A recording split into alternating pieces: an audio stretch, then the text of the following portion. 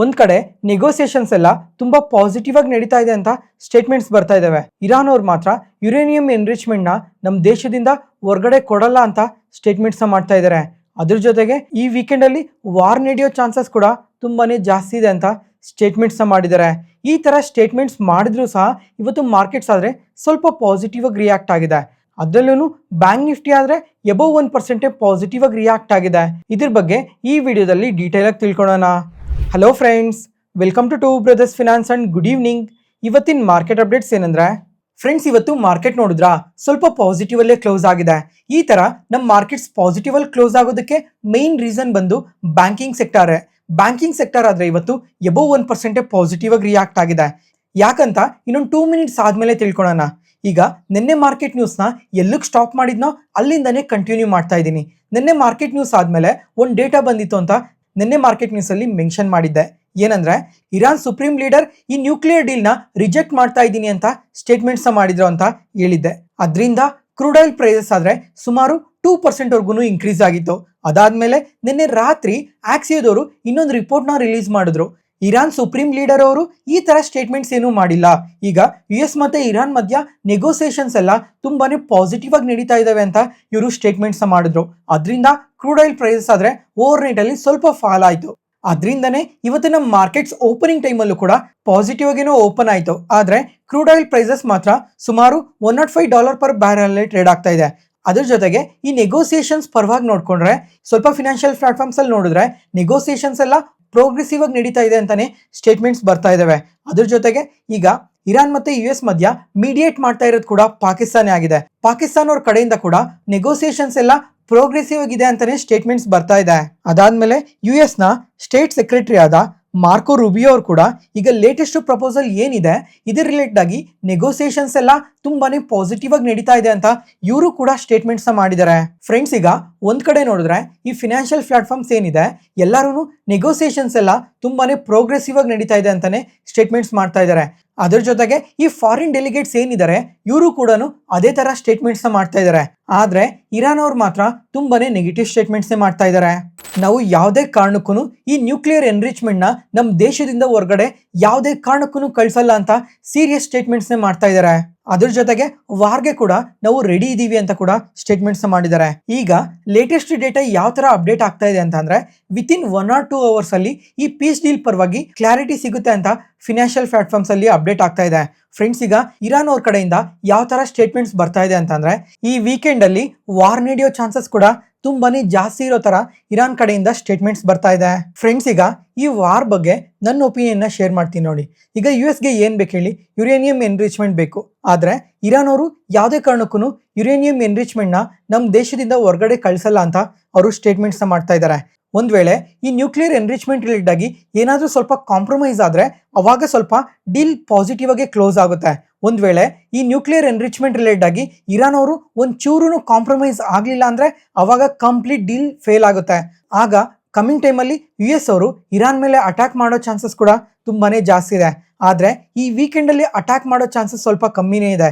ಯಾಕಂದ್ರೆ ಇರಾನ್ ಅವರು ಇವಾಗ ಕಂಪ್ಲೀಟ್ ಆಗಿ ಪ್ರಿಪೇರ್ ಆಗಿದ್ದಾರೆ ವಾರ್ಗೋಸ್ಕರ. ಜೊತೆಗೆ ಈಗ ರಷ್ಯನ್ ಡಿಫೆನ್ಸ್ ಮಿನಿಸ್ಟರ್ ಅವರು ಕೂಡ ಸ್ಟೇಟ್ಮೆಂಟ್ಸ್ ಮಾಡಿದ್ದಾರೆ. ಇರಾನ್ ಹತ್ರ ತುಂಬಾನೇ ಅಡ್ವಾನ್ಸ್ ಮಿಸೈಲ್ಸ್ ಎಲ್ಲ ಇದಾವೆ, ಇದುವರೆಗೂ ಯೂಸ್ ಮಾಡಿದ ಮಿಸೈಲ್ಸ್ ಎಲ್ಲ ಇವ್ರ ಹತ್ರ ಇದೆ. ಓವರ್ ಆಲ್ ಆಗಿ ಮಿಲಿಟರಿ ರಿಸರ್ವ್ಸ್ ಆದ್ರೆ ತುಂಬಾನೇ ಸ್ಟ್ರಾಂಗ್ ಆಗಿದೆ ಅಂತ ಇವರು ಸ್ಟೇಟ್ಮೆಂಟ್ಸ್ ಮಾಡಿದ್ದಾರೆ. ಆ ಕಾರಣದಿಂದ ಪ್ರೆಸೆಂಟ್ ಈ ವೀಕೆಂಡ್ ಅಲ್ಲಿ US ಅವರು ಅಟ್ಯಾಕ್ ಮಾಡೋ ಚಾನ್ಸಸ್ ತುಂಬಾನೇ ಕಮ್ಮಿ ಇದೆ. ಒಂದ್ ವೇಳೆ ಡೀಲ್ ಏನಾದ್ರು ಫೇಲ್ ಆದ್ರೆ ನೋಡೋಣ ಈ ವೀಕೆಂಡ್ಸ್ ಅಲ್ಲೆಲ್ಲ ಯಾವ ತರ ಸ್ಟೇಟ್ಮೆಂಟ್ಸ್ ಬರ್ತವೆ ಅಂತ. ಅದಾದ್ಮೇಲೆ ಇವತ್ತು ನಮ್ಮ ಮಾರ್ಕೆಟ್ಸ್ ಆದ್ರೆ ಸ್ವಲ್ಪ ಪಾಸಿಟಿವ್ ಆಗಿನೇ ಕ್ಲೋಸ್ ಆಗಿದೆ. ಅದ್ರಲ್ಲೂ ಇವತ್ತು ಬ್ಯಾಂಕ್ ನಿಫ್ಟಿ ಆದ್ರೆ ಎಬವ್ 1% ಪಾಸಿಟಿವ್ ಆಗಿ ರಿಯಾಕ್ಟ್ ಆಗಿದೆ. ಇದಕ್ಕೆ ಮೇನ್ ರೀಸನ್ ಬಂದು ಫ್ರೆಂಡ್ಸ್, ಈಗ ರುಪಿ ಆದ್ರೆ ಕಂಟಿನ್ಯೂಸ್ ಆಗಿ ಫಾಲ್ ಆಗ್ತಾನೆ ಇದೆ. ಯಾಕಂದ್ರೆ ಈ ಗ್ಲೋಬಲ್ ಅನ್ಸರ್ಟನಿಟೀಸ್ ಇಂದ ರುಪಿ ಆದ್ರೆ ಕಂಟಿನ್ಯೂಸ್ ಆಗಿ ಫಾಲ್ ಆಗ್ತಾನೆ ಇದೆ. ಅದಕ್ಕೋಸ್ಕರ ಈಗ RBI ಆದ್ರೆ ಹಾಫ್ ಸೈಕಲ್ ರೇಟ್ ಹೈಕ್ ನ ಮಾಡೋ ಚಾನ್ಸಸ್ ಇರ್ಬೋದು ಅಂತ ಮಾರ್ಕೆಟ್ ಎಕ್ಸ್ಪೆಕ್ಟ್ ಮಾಡ್ತಾ ಇತ್ತು. ಆದ್ರೆ ಇದ್ರ ಬಗ್ಗೆ ಇವತ್ತು ಕ್ಲಾರಿಟಿ ಸಿಕ್ಕಿದೆ, ಯಾವುದೇ ಕಾರಣಕ್ಕೂ ಹಾಫ್ ಸೈಕಲ್ ರೇಟ್ ಹೈಕ್ ನ ಮಾಡಲ್ಲ ಅಂತ. ಅದರಿಂದನೇ ಇವತ್ತು ಬ್ಯಾಂಕಿಂಗ್ ಸೆಕ್ಟರ್ ಈ ತರ ಪಾಸಿಟಿವ್ ಆಗಿ ರಿಯಾಕ್ಟ್ ಆಗಿರೋದು. ಫ್ರೆಂಡ್ಸ್, ಈಗ ಈ ಹಾಫ್ ಸೈಕಲ್ ರೇಟ್ ಹೈಕ್ ಅಂದ್ರೆ ಏನು ಅಂತ ಇವಾಗ ಸಿಂಪಲ್ ಆಗಿ ಹೇಳ್ತೀನಿ ನೋಡಿ. ಈಗ RBI ಅವರು ಎಂದೇ ಆಗ್ಲಿ ಇಂಟ್ರೆಸ್ಟ್ ರೇಟ್ ನ ಇನ್ಕ್ರೀಸ್ ಮಾಡೋದು ಡಿಕ್ರೀಸ್ ಮಾಡೋದು ಯಾವಾಗ ಮಾಡ್ತಾರೆ ಹೇಳಿ, RBI MPC ಮೀಟಿಂಗ್ ದಿನ ಮಾಡ್ತಾರೆ. ಪ್ರೆಸೆಂಟ್ ಈಗ ಮಾರ್ಕೆಟ್ ಅಲ್ಲಿ ತುಂಬಾನೇ ಅನ್ಸರ್ಟನಿಟೀಸ್ ಇರೋ ಕಾರಣದಿಂದ ಯಾವಾಗಾದ್ರೂ ಇಂಟ್ರೆಸ್ಟ್ ರೇಟ್ ನ ಹೈಕ್ ಮಾಡಿದ್ರೆ ಅದನ್ನ ಹಾಫ್ ಸೈಕಲ್ ರೇಟ್ ಹೈಕ್ ಅಂತಾರೆ. ಮತ್ತೆ ಫ್ರೆಂಡ್ಸ್, ಈಗ ಜೂನ್ 4 ಇಂದ ಜೂನ್ 6 RBI MPC ಮೀಟಿಂಗ್ ಇದೆ. ಈಗ ಎಕಾನಮಿಸ್ಟ್ ಕೂಡ ಈ MPC ಮೀಟಿಂಗ್ ಅಲ್ಲಿ ಇಂಟ್ರೆಸ್ಟ್ ರೇಟ್ ನ ಇನ್ಕ್ರೀಸ್ ಮಾಡೋ ಚಾನ್ಸಸ್ ಇದೆ ಅಂತಾನೆ ಹೇಳ್ತಾ ಇದ್ದಾರೆ. ನೋಡೋಣ MPC ಮೀಟಿಂಗ್ ದಿನ ಎಷ್ಟು ಬೇಸಿಸ್ ಪಾಯಿಂಟ್ಸ್ ಇಂಟ್ರೆಸ್ಟ್ ರೇಟ್ ನ ಇನ್ಕ್ರೀಸ್ ಮಾಡ್ತಾರೆ ಅಂತ. ಯಾವುದೇ ಪಾಯಿಂಟ್ ಅಲ್ಲಿ ನಾನು ಹೇಳೋ ಇನ್ಫಾರ್ಮೇಶನ್ ನಿಮಗೆ ಯೂಸ್ಫುಲ್ ಅನ್ಸಿದ್ರೆ ಈ ವಿಡಿಯೋನ ಲೈಕ್ ಮಾಡಿ, ಮತ್ತೆ ಟೂ ಬ್ರದರ್ಸ್ ಫಿನಾನ್ಸ್ ಚಾನಲ್ನ ಸಬ್ಸ್ಕ್ರೈಬ್ ಆಗಿ. Next, market key updates. NTPC ಈ ಕಂಪನಿ ಬಗ್ಗೆ ತುಂಬ ಇಂಟ್ರೆಸ್ಟಿಂಗ್ ಡೇಟಾಸ್ ಅಪ್ಡೇಟ್ ಆಗಿದ್ದಾವೆ. ಇವರೀಗ ಈ ಕೆಪಾಸಿಟಿ ಎಕ್ಸ್ಪ್ಯಾನ್ಷನ್ ಬಗ್ಗೆ ಅಪ್ಡೇಟ್ ಮಾಡಿದ್ದಾರೆ. ಈ ವರ್ಷದಲ್ಲಿ ಈ ರಿನ್ಯೂವಬಲ್ ಎನರ್ಜಿ ಕೆಪಾಸಿಟಿನ ಅಡಿಷನಲ್ ಆಗಿ 8 ಗಿಗಾವಾಟ್ಸ್ ಇನ್ಕ್ರೀಸ್ ಮಾಡ್ತೀವಿ ಅಂತ ಅಪ್ಡೇಟ್ ಮಾಡಿದ್ದಾರೆ. ಅದನ್ನು ಒಂದೇ ವರ್ಷದಲ್ಲೇ 8 ಗಿಗಾವಾಟ್ಸ್ ಇನ್ಕ್ರೀಸ್ ಮಾಡ್ತಾ ಇರೋದು. ಪ್ರೆಸೆಂಟ್ ಈಗ 10 ಗಿಗಾವಾಟ್ಸ್ ರಿನ್ಯೂವಬಲ್ ಎನರ್ಜಿ ಕೆಪಾಸಿಟಿ ಇದೆ. ಅದನ್ನ ಅಡಿಷನಲ್ ಆಗಿ ಇನ್ನೂ 8 ಗಿಗಾವಾಟ್ಸ್ನ ಇನ್ಕ್ರೀಸ್ ಮಾಡ್ತಾ ಇದ್ದಾರೆ. ಹಾಗಾದರೆ ಈ ಫಿನಾನ್ಷಿಯಲ್ ಇಯರ್ ಎಂಡ್ ಆಗೋ ಅಷ್ಟೊತ್ತಿಗೆ ಈ ಕಂಪನಿ ಹತ್ರನೇ ಟೋಟಲ್ ಆಗಿ 18 ಗಿಗಾವಾಟ್ಸ್ ರಿನ್ಯೂವಬಲ್ ಎನರ್ಜಿ ಕೆಪಾಸಿಟಿ ಇರುತ್ತೆ. ಅದರಿಂದ NTPC ಗ್ರೀನ್ ಎನರ್ಜಿಗಂತೂ ಇದು ತುಂಬಾನೇ ಪಾಸಿಟಿವ್ ಆಗುತ್ತೆ. ಅದಾದಮೇಲೆ ಈ FY26 ಅಲ್ಲೇ ಸೋಲಾರ್, ವಿಂಡ್, ಪಂಪ್ ಸ್ಟೋರೇಜ್ ಪ್ರಾಜೆಕ್ಟಲ್ಲಿ ಸುಮಾರು 5.5 ಗಿಗಾವಾಟ್ಸ್ ರಿನ್ಯೂವಬಲ್ ಎನರ್ಜಿ ಕೆಪಾಸಿಟಿನ ಕೂಡ ಆ್ಯಡ್ ಮಾಡ್ಕೊಂಡಿದ್ದಾರೆ. ಅದಾದಮೇಲೆ FY27 ಅಲ್ಲಿ ನೋಡಿದ್ರೆ ಅಡಿಷನಲ್ ಆಗಿ 1.6 ಗಿಗಾವಾಟ್ಸ್ ಥರ್ಮಲ್ ಕೆಪಾಸಿಟಿನ ಕೂಡ ಆ್ಯಡ್ ಮಾಡ್ಕೊತೀವಿ ಅಂತ ಮೆನ್ಷನ್ ಮಾಡಿದ್ದಾರೆ. ಇದ್ರ ಜೊತೆಗೆ ಈಗ 16.5 gigawatts thermal power project under construction ಇದೆ ಅಂತ ಮೆನ್ಷನ್ ಮಾಡಿದ್ದಾರೆ. ಮತ್ತು FY32 ಅಷ್ಟೊತ್ತಿಗೆ ಟೋಟಲ್ ಪವರ್ ಕೆಪಾಸಿಟಿ ಬಂದು 149 ಗಿಗಾವಾಟ್ಸ್ಗೆ ರೀಚ್ ಆಗ್ತೀವಿ ಅಂತ ಟಾರ್ಗೆಟ್ನ ಕೂಡ ಇಟ್ಕೊಂಡಿದ್ದಾರೆ. ಅದರಲ್ಲಿ 60 ಗಿಗಾವಾಟ್ಸ್ ಆದರೆ ಈ ರಿನ್ಯೂವಬಲ್ ಎನರ್ಜಿ ಸೋರ್ಸಸ್ ಇಂದನೇ ಬರುತ್ತೆ ಅಂತ ಮೆನ್ಷನ್ ಮಾಡಿದ್ದಾರೆ. ಫ್ರೆಂಡ್ಸ್, ಈಗ US ಮತ್ತು ಇರಾನ್ ವಾರ್ ಟೆನ್ಷನ್ಸಿಂದ ಪ್ರಪಂಚದಾದ್ಯಂತ ಆಯಿಲ್ ಕ್ರೈಸಿಸ್ ಏನೋ ಕ್ಲಿಯರ್ ಆಗಿ ಕಾಣ್ತಾ ಇದೆ. ಅದ್ರ ಜೊತೆಗೆ ಪವರ್ ಕ್ರೈಸಿಸ್ ಕೂಡ ಕಾಣ್ತಾ ಇದೆ. ಆದರೆ ನಮ್ಮ ಇಂಡಿಯಾದಲ್ಲಿ ಮಾತ್ರ ಯಾವುದೇ ಥರ ಪವರ್ ಕ್ರೈಸಿಸ್ ಏನು ಕಾಣ್ತಾ ಇಲ್ಲ. ಈಗ ಇಂಡಿಯಾದಲ್ಲಿ ಸಮ್ಮರ್ ಇರೋ ಕಾರಣದಿಂದ ಪವರ್ ಡಿಮ್ಯಾಂಡ್ ಮಾತ್ರ ತುಂಬಾನೇ ಜಾಸ್ತಿ ಇದೆ. ಆದರೆ ಡಿಮ್ಯಾಂಡ್ಗೆ ತಕ್ಕನಾಗಿ ಎಷ್ಟು ಪವರ್ ಬೇಕೋ ಅಷ್ಟು ಪವರ್ ನಮ್ಮ ಇಂಡಿಯಾದಲ್ಲೇ ಜನರೇಟ್ ಮಾಡ್ತಾ ಇದ್ದೀವಿ. ಜೊತೆಗೆ ಫ್ಯೂಚರ್ಗೆ ಬೇಕಾಗಿರೋ ಡಿಮ್ಯಾಂಡ್ನ ಕೂಡ ರೀಚ್ ಆಗ್ತಾ ಇದ್ದೀವಿ. ಯಾಕಂದರೆ ಇಂಡಿಯಾದಲ್ಲಿ ಈ ರಿನ್ಯೂವಬಲ್ ಎನರ್ಜಿ ಕೆಪಾಸಿಟಿನ ಅಗ್ರೆಸಿವ್ ಆಗಿ ಇನ್ಕ್ರೀಸ್ ಮಾಡ್ತಾನೆ ಇದ್ದಾರೆ. ಮತ್ತು ಫ್ಯೂಚರಲ್ಲಿ ಪವರ್ ಡಿಮ್ಯಾಂಡ್ ತುಂಬಾ ಇನ್ಕ್ರೀಸ್ ಆಗುತ್ತೆ.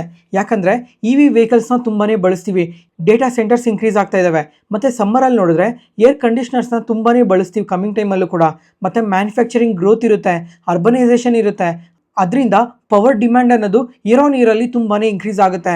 ಈ ಥರ ಇನ್ಕ್ರೀಸ್ ಆಗ್ತಾ ಇದೆ ಅಂದರೆ ಈ ಪವರ್ ಎಕೋಸಿಸ್ಟಮ್ ಅಲ್ಲಿ ವರ್ಕ್ ಮಾಡೋ ಪ್ರತಿಯೊಂದು ಕಂಪನಿಗೂ ಅದು ತುಂಬಾನೇ ಅಡ್ವಾಂಟೇಜ್ ಇರುತ್ತೆ.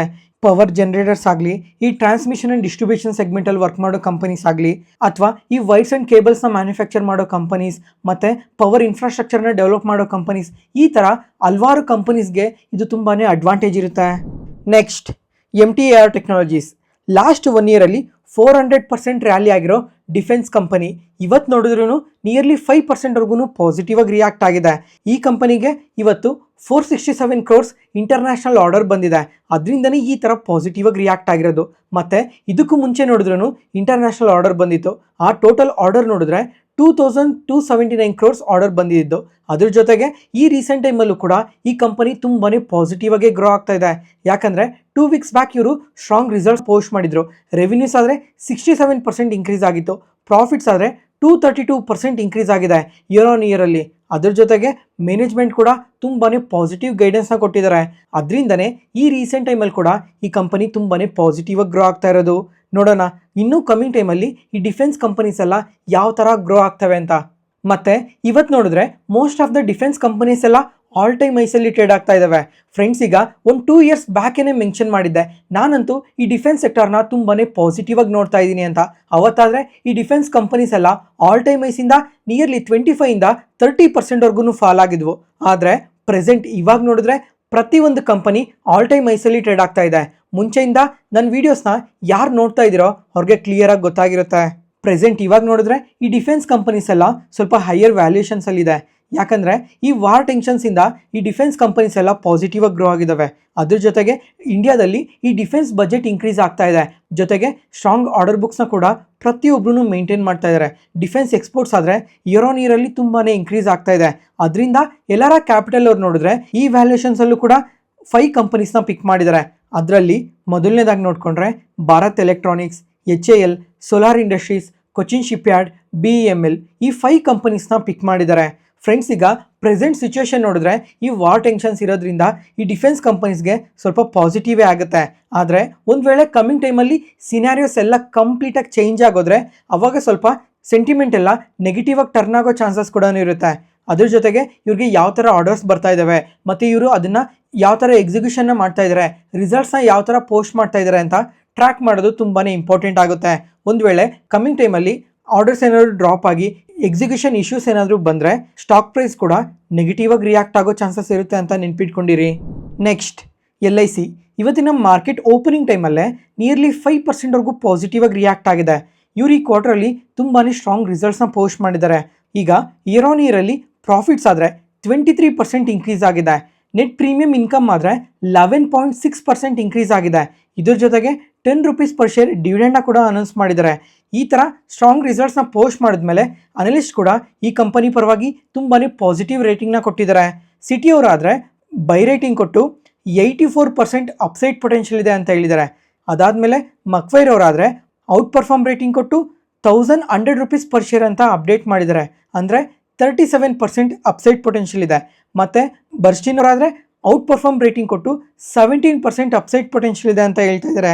ಯಾಕಂದರೆ ಈ ಕ್ವಾರ್ಟರ್ಲಂತೂ ಇವರು ತುಂಬಾ ಬೆಟರ್ ರಿಸಲ್ಟ್ಸ್ನ ಪೋಸ್ಟ್ ಮಾಡಿದ್ದಾರೆ. ಅದರಿಂದ ಕಮ್ಮಿಂಗ್ ಟೈಮಲ್ಲೂ ಕೂಡ ಇನ್ನೂ ಬೆಟರ್ ರಿಸಲ್ಟ್ಸ್ನ ಪೋಸ್ಟ್ ಮಾಡ್ತಾರೆ ಅಂತ ಎಕ್ಸ್ಪೆಕ್ಟ್ ಮಾಡ್ತಾ ಇದ್ದಾರೆ. ಅದರಿಂದನೇ ಈ ಥರ ಪಾಸಿಟಿವ್ ರೇಟಿಂಗ್ನ ಕೊಟ್ಟಿರೋದು. ನೋಡೋಣ ಕಮ್ಮಿಂಗ್ ಟೈಮಲ್ಲಿ ಇವರು ಯಾವ ಥರ ರಿಸಲ್ಟ್ಸ್ನ ಪೋಸ್ಟ್ ಮಾಡ್ತಾರೆ ಅಂತ.